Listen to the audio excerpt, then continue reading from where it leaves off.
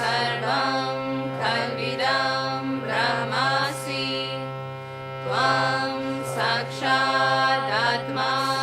नित्यं हृदं वच्मि सत्यं वच्मि त्वं माम् वक्तारम् श्रोतारम् दातारम् धातारम् नूतनम् शिष्यम् पश्चातात् पुरस्तात् अवोत्तरात् दक्षिणात् चोद्वातात् धरातात् सर्वतो मां पाहि पाहि समन्तात् त्वं वाङ्मयस्त्वं चिन्मया त्वम् आनन्दमयस्त्वं ब्रह्ममया त्वं सच्चिदानन्दद्वितीयोऽसि त्वं प्रत्यक्षं ब्रह्मासि त्वं ज्ञानमयो विज्ञानमयोऽसि सर्वं जगदिदं त्वतो जायते सर्वं जगदिदं त्वतस्तिष्ठति सर्वं जगदिदं त्वयि लयमेष्यति सर्वं जगदिदं त्वयि प्रत्येति त्वं भूमिरपो अनलो अनिलो नभः त्वं चत्वारि वाक्पदानि त्वं गुणत्रयातीतः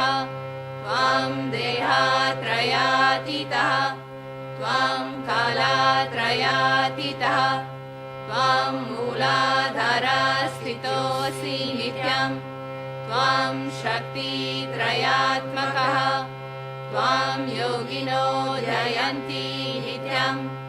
त्वं ब्रह्मा स्वं विष्णु स्वं रुद्रा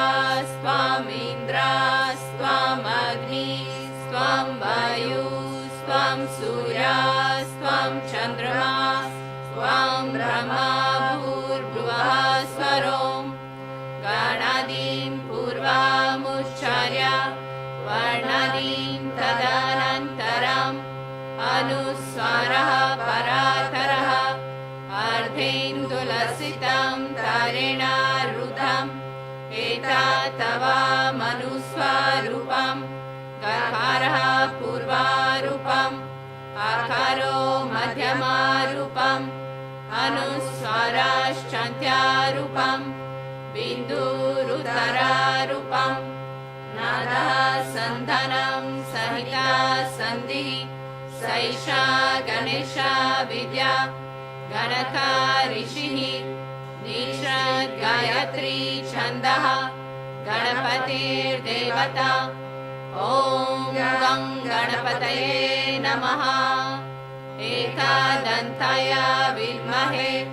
वक्रतुण्डाय धीमहि तन्नो दन्ती प्रचोदयात् एकदन्तं चतुर्हस्तं पाशमङ्कुशधारिणं रदं च वरदं हस्तैर्बिभ्रणं मूषध्वजं रक्तं लम्बोदरं शूर्पकर्णकं रक्तवाससं रक्तगन्धनुलिप्ताङ्गं रक्तपुष्पैः सुपूजितं भक्तानुकम्पिनं देवं जगत्कारणम् अच्युतम् आविर्भूतं च सृष्टयादो प्रकृते पुरुषात् परम्